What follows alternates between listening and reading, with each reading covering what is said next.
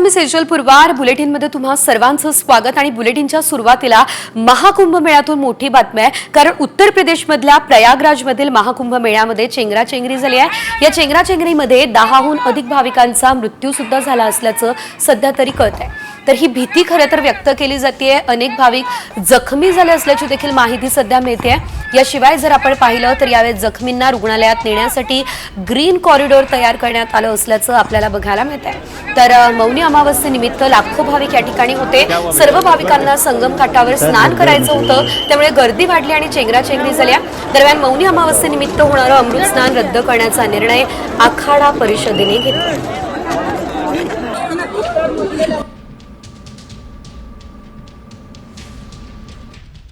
महाकुंभ में आने वाले सभी श्रद्धालुओं से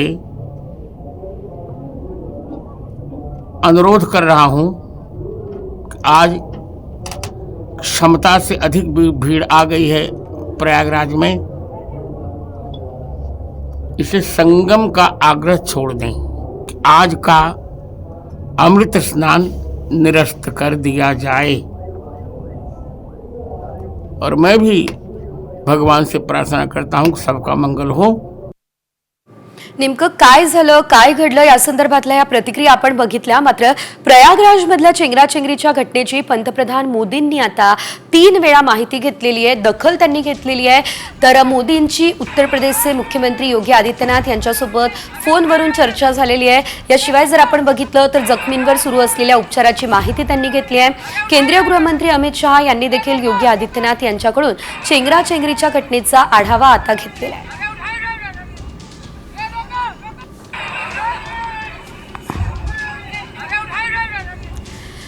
आणि यानंतर पुढे घेऊयात बातम्यांचा वेगवान आढावा टॉप 50 मध्ये. पेण तालुक्यातल्या वडखळ या ठिकाणी अंगणवाडी लहान मुलांना पुरवण्यात येणाऱ्या पोषण आहाराच्या पाकिटात चक्क मेलेला उंदीर सापडला. या घटनेने परिसरात पालकांमध्ये भीती आहे. तर येथील कार्यरत अंगणवाडी ताईच्या लक्षात ही बाब आली आणि मोठा अनर्थ टळलाय.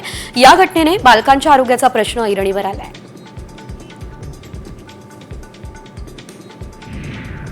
अभिनेता सैफ अली खान याच्यावरील हल्ला प्रकरणी अटक करण्यात आलेल्या शरीफुलच्या अटकेसंदर्भात मुंबई पोलिसांनी स्पष्टीकरण दिलं.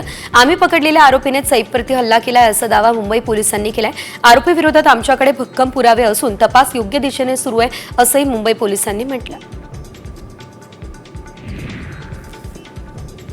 अभिनेता सैफ अली खानचा 25 लाख रुपयांचा वैद्यकीय खर्चाचा विमा दावा तात्काळ मंजूर झालेला आहे. विमा कंपनीच्या कार्यपद्धतीवर असोसिएशन ऑफ मेडिकल कन्सल्टंट या डॉक्टरांच्या संघटनेने प्रश्नचिन्ह उपस्थित केला. सेलिब्रिटींना झुकतं माप देत विमा कंपन्या सामान्यांना मात्र हेलपाटे द्यायला लावतात असा आरोप संघटनेनं केला.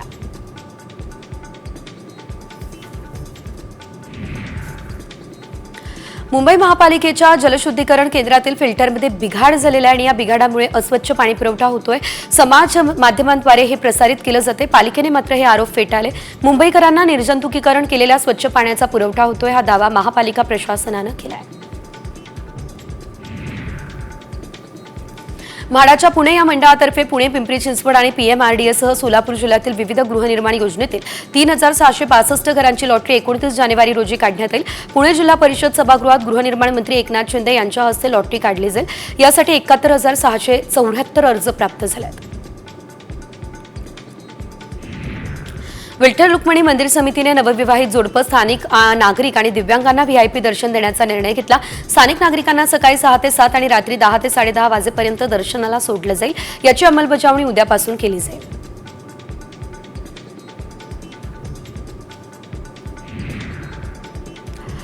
सर्वोच्च न्यायालयानं आता व्हॉट्सअप किंवा इलेक्ट्रॉनिक पद्धतीने नोटीस पाठवण्यास बंदी घातलेली आहे. सर्वोच्च न्यायालयानं पोलीस विभागांना सीआरपीसीच्या कलम 41(अ) किंवा बीएनएसएसच्या कलम 35 अंतर्गत आरोपींना नोटीस बजावण्यासाठी व्हॉट्सअप किंवा इतर कोणत्याही इलेक्ट्रॉनिक माध्यमाचा वापर करू नये हे आदेश दिले.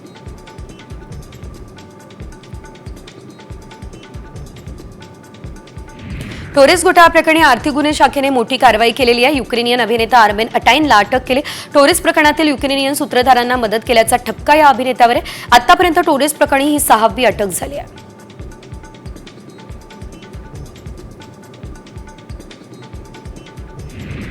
राम मंदिरात दर्शनासाठी भाविकांची वाढलेली संख्या लक्षात घेता न्यासकडून आवाहन केलं जाते।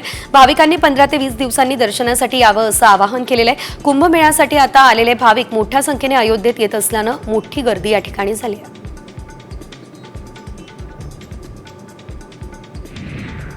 छत्रपती शिवाजी महाराज यांचे महाराष्ट्रातील पहिले मंदिर भिवंडीमध्ये उभारण्यात आले। 17 मार्च 2025 ला तिथीनुसार शिवजयंतीच्या दिवशी मंदिराच्या लोकार्पणाचा सोहळा आयोजित करण्यात आला। अयोध्या रामलल्लांची मूर्ती साकारलेली या ठिकाणी ज्यांनी साकारली आहे त्यांनीच शिवरायांची मूर्ती साकारली आहे।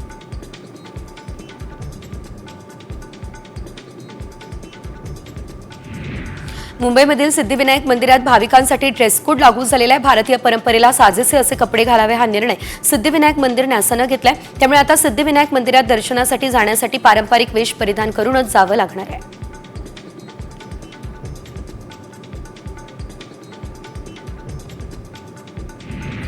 शिवडी नावाशिवाय अटल सेतूने प्रवास करणाऱ्यांसाठी एक मोठी बातमी आहे, कारण पुढील वर्षभरासाठी अटल सेतूवर 250 रुपये टोल कायम असेल। राज्य मंत्रिमंडळानं हा महत्त्वाचा निर्णय घेतलाय। त्यामुळे आता सेतूवर 4 चाकीच्या एकेरी प्रवासासाठी 250 रुपये टोल भरावा लागेल।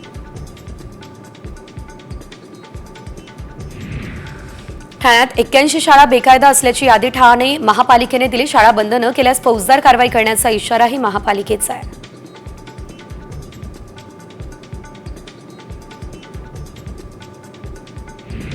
आरटीए अंतर्गत मुलांच्या प्रवेशासाठी अर्ज प्रक्रिया सुरू झाली। आरटीएच्या 25% राखीव जागांवरील प्रवेशासाठी 2.5 लाखांपेक्षा जास्त अर्ज आले। यामध्ये अर्ज करण्याची शेवटची तारीख येत्या रविवारपर्यंतची असणार आहे।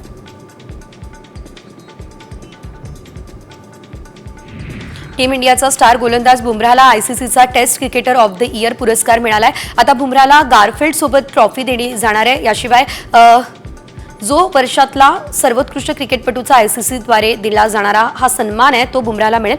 हे विजेतेपद पटकावणारा तो 5वा भारतीय खेळाडू ठरलाय।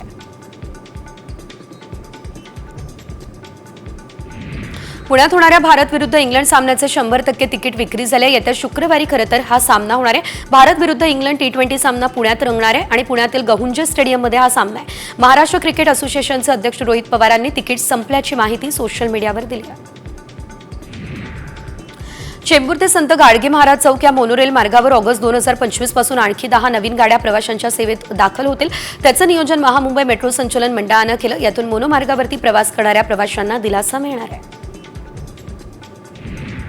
पीएमपी प्रवाशांना मेट्रोप्रमाणे पुढील स्टॉपची माहिती ऐकायला मिळेल। पीएमपी बसमध्ये नव्यानं डिजिटल यंत्रणा लावण्यात येईल। वाहक आणि चालकांच्या आवाजातच याची माहिती रेकॉर्डिंग केली जाणार आहे। महामंडळाच्या स्वमालकीच्या सर्व बसला एलईडी फलक लावले जातील।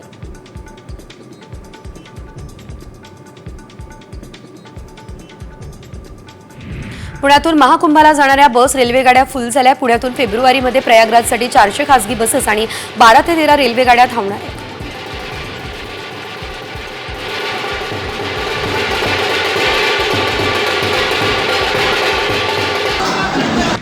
मुंबईमधल्या अनधिकृत फेरीवाल्यांमुळे निर्माण झालेल्या समस्या सोडवण्यासाठी महापालिका प्रशासनानं नुकतीच मोहीम राबवली आहे। गेल्या 7 दिवसांमध्ये मुंबईच्या विविध भागांमध्ये कारवाईचा बडगाही उगारण्यात आलेला आहे।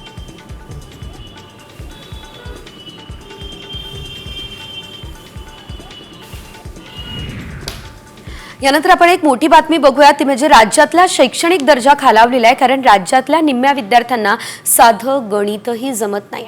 साधी सोपी गणित सोडवताना विद्यार्थ्यांना नाकी नऊ येत आहे। अगदी वजाबाकी आणि भागाकार देखील या विद्यार्थ्यांना जमत नाही। 8वीतल्या 65% विद्यार्थ्यांना साधे 11 ते 99 पर्यंतच्या संख्या ओळखता येत नाही। राज्यातल्या विद्यार्थ्यांना गणित येतं की नाही याचं सर्वेक्षण करत असताना ही धक्कादायक आकडेवारी समोर आलेली आहे। तर राज्यातल्या विद्यार्थ्यांची ही आकडेवारी आपण ग्राफिक्सच्या माध्यमातून बघूयात। अंकगणिताची वर्गनिहाय आकडेवारी जर आपण बघितली तर इयत्ता पहिलीमध्ये 11 ते 99 हे अंक ओळखणारे केवळ 25% विद्यार्थी आहे। वजाबाकी येणारे 1.6% तर भागाकार येणारे 0.5%। दुसऱ्या इयत्तेमध्ये 47.6% जणांनाच 11 ते 99 अंक ओळखता येतात, तर वजाबाकी येणारे केवळ 10% जण असल्याचं कळतंय। याशिवाय जर आपण बघितलं तर 5वीमध्ये 31%, 6वीमध्ये 30%, 7वीमध्ये 30%, 8वीमध्ये 34% जणांना 11 ते 99% अंक ओळखता येतात, तर 5वीमध्ये वजाबाकी येणारे 29% जण आहे, 6वीमध्ये 26%, 7वीमध्ये 24%, 8वीमध्ये 23%, तर भागाकार येणारे 5वीमध्ये 27.7% जण आहेत, 6वीमध्ये 33.1%, 7वीमध्ये 36.9% आणि 8वीमध्ये 36.3% जणांनाच भागाकार येतो।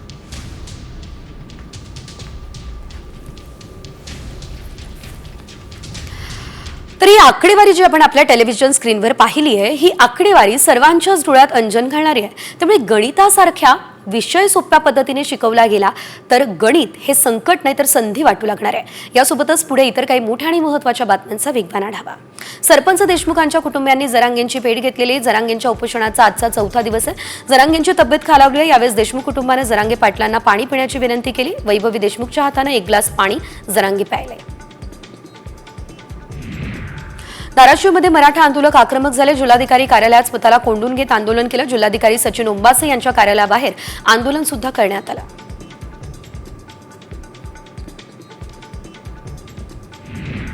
जरांगेंच्या आंदोलनाला पाठिंबा देण्यासाठी सिल्लोडच्या धानोरामध्ये मराठा तरुणांनी 200 फूट उंच मोबाईल टॉवरवर चढून आंदोलन केलं. जरांगेसह 25 जानेवारीपासून उपोषणाला बसले. त्यांची प्रकृती खालावली आहे. त्यामुळे त्यांच्या मागण्या सरकारनं मान्य कराव्या ही मागणी यावेळेस करण्यात आली आहे. राज्य मंत्रिमंडळाच्या बैठकीत नाशिक आणि रायगड पालकमंत्री पदावर चर्चा झालेली आहे. येत्या 2 दिवसांमध्ये मुख्यमंत्री आणि दोन्ही उपमुख्यमंत्री यांच्यामध्ये चर्चा होईल. नाशिक आणि रायगड या दोन्ही जिल्ह्यांना सहपालकमंत्रीपद द्यावं का याबाबत होणारा निर्णय या बैठकीमध्ये होण्याची शक्यता आहे. पुणे जिल्ह्यामध्ये आता आपण पाहतोय महाविकास आघाडीमधल्या अंतर्गत वाद चव्हाट्यावर आलाय. ठाकरे गटाच्या बैठकीत इंदापूरच्या शिवसैनिकांनी सुप्रिया सुळेंच्या विरोधात नाराजी व्यक्त केली. लोकसभेच्या निवडणुकीत आम्ही सुप्रिया ताईंसाठी काम केलं, मात्र ताई आम्हाला मान देत नाही ही खतखत सुषमा अंधारेंनीही व्यक्त केली. जिशान सिद्दीकी अजित पवारांच्या भेटीला पोहोचले. हत्येच्या तपासावर मी समाधानी नाही. ज्यांची नावं घेतली त्यांची चौकशी झालेली नाहीये. वडिलांप्रमाणे माझं बरं वाईट झालं तर हेच बिल्डर जबाबदार असतील हा आरोप सिद्दीकींनी केलेला आहे.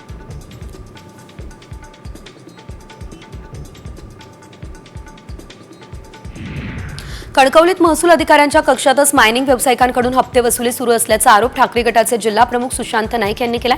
याबाबतची लेखी तक्रार त्यांनी जिल्हाधिकाऱ्यांकडे केली आहे. पालकमंत्र्यांच्या सूचना आहेत का याची चौकशी व्हावी ही मागणी त्यांनी केली आहे.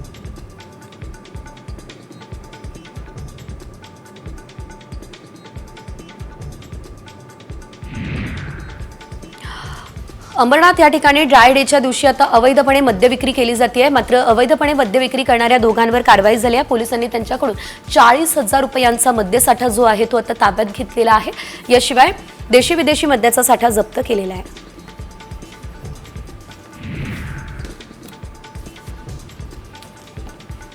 बीडच्या ज्ञानराधा पतसंस्थेत अडकलेल्या ठेवी परत मिळवण्यासाठी अर्ज दाखल करण्याकरता मोठी गर्दी झाली. या दरम्यान ठेवीदारांनी शहरातील जालना रोडवर अचानक रास्ता रोको केला. पोलीस प्रशासनाचे वरिष्ठ अधिकारी दाखल झाल्यानंतर रस्ता रोको मागे घेण्यात आला. ठेवीदारांनी 5 फेब्रुवारीला विराट मोर्चा काढण्याचा देखील इशारा यावेळेस दिलेला आहे.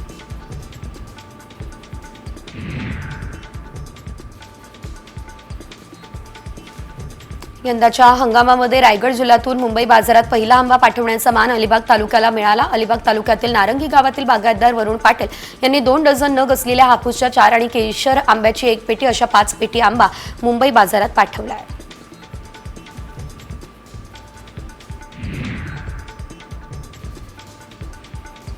बाजारात आवक वाढल्यानं फुलगोबीच्या दरात मोठी घसरण झालेली आहे. किरकोळ बाजारात 80 ते 100 रुपये किलो दराने विकली जाणारी कोबी आता 20 रुपये किलो दराने विक्री होते. कोबीला भाव नसल्यानं शेतकरी आर्थिक अडचणीत सापडला आहे.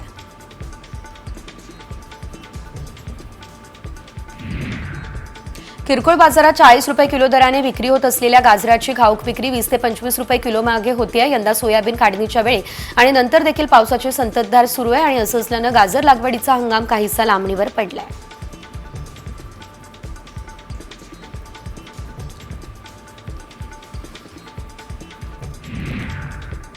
रब्बी पिकांची पेरणी जवळपास पूर्ण झाली आहे. रब्बीची पेरणी 655 लाख हेक्टरवर आहे. तर गहू आणि मक्याला यंदा शेतकऱ्यांनी पसंती दिली आहे. भात आणि कडधान्याचा पेरा यंदा वाढलाय. मात्र तेलबिया पिकांची पेरणी घटली आहे.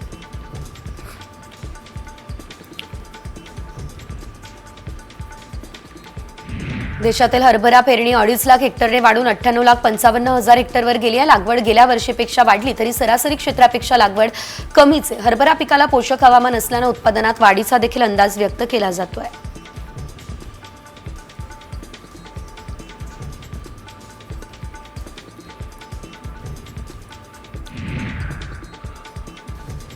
खानदेशात केळीची आवक अल्प आहे. त्यातच कुंभमेळ्यासह उत्तर भारतातून केळीची मागणी वाढली आहे. 1 क्विंटल दरामागे 1,000 रुपयांची सुधारणा झाली आहे. कमाल दर 2,600 रुपये प्रति क्विंटल पर्यंत गेलाय. खानदेशात केळीची आवक सध्या प्रतिदिन 40 ते 42 ट्रक इतकी झाली आहे.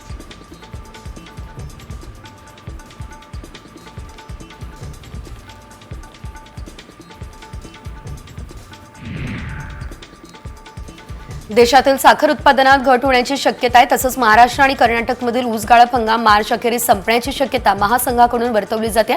महाराष्ट्रात निवडणुकीत ऊस गाळप हंगाम लांबणीवर पडलाय. शेतकऱ्यांना याचा फटका बसलेला आहे.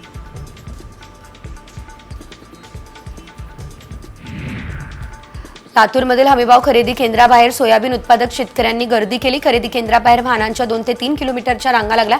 सोयाबीनची विक्री करण्यासाठी हमीभाव खरेदी केंद्राबाहेर गर्दी करताय. हमीभाव खरेदीची तारीख वाढवून देण्याची मागणी सध्या शेतकरी करताय.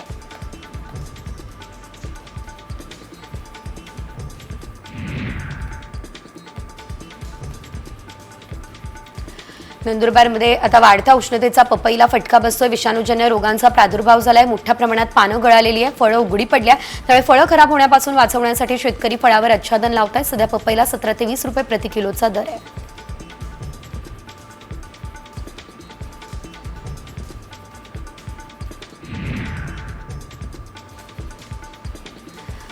हापूस आंबा आता बाजारात दाखल झालाय. नवी मुंबईच्या आयपीएमसी मार्केटमध्ये हापूस आंब्याच्या 24 पेट्या दाखल झाल्या. एका पेटीत 4 ते 6 डझन आंबे, एका पेटीला 10 ते 15 हजार इतका भाव मिळतोय.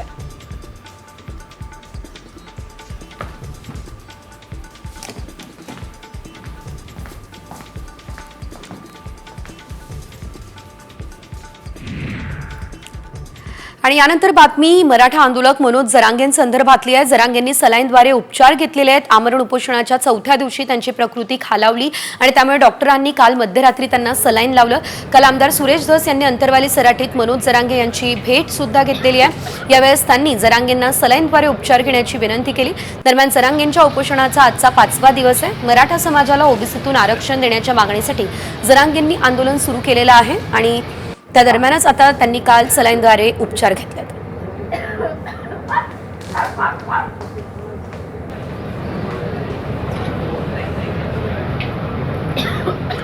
बातमी लातूरमधून, कारण लातूरच्या उदगीर शहरात बर्ड फ्लूचा शिरकाव झालाय. बर्ड फ्लूची लागण झालेली कोंबडी आणि अंडी प्रशासनानं नष्ट केली. भोपाळमधल्या प्रयोगशाळेमध्ये पाठवलेल्या कोंबड्यांच्या नमुन्यांचा अहवाल हा पॉझिटिव्ह आला. त्यामुळे जिल्हा प्रशासनाकडून खबरदारी सुद्धा घेतली जाते.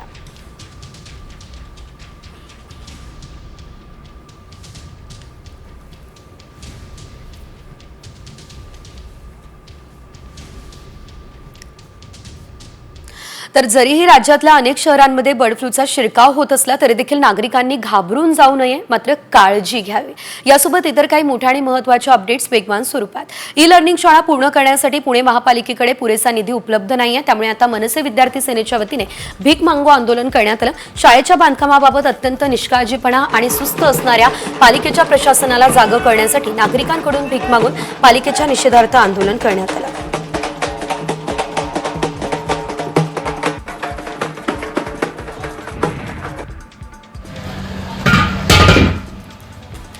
उल्हासनगर या ठिकाणी आता शांतीनगर हॉटेलच्या किचनमध्ये आग लागली असल्याचं बघायला मिळालेलं आहे. अग्निशमन दलानं आगीवर नियंत्रण मिळवलेलं आहे. मात्र आगीत हॉटेलच्या किचनचं मोठं नुकसान झालं. यात कोणती जीवितहानी झालेली नाही.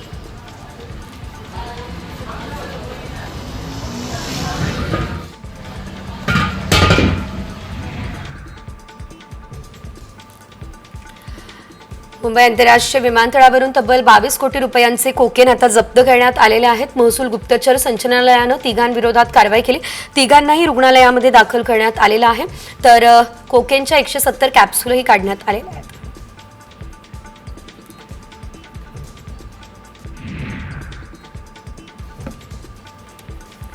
मुंबईच्या साकीनाका काजूपाडा विभागात एका महिलेला इको कारने धडक दिली. तिचा जागीच मृत्यू झाला. महिला आपल्या मुलाला शाळेत सोडायला जात असताना तिचा कारच्या धडकेत मृत्यू झालाय. अपघातानंतर चालक जागेवरून पसार झाला असता पोलिसांनी त्याला अटक केली.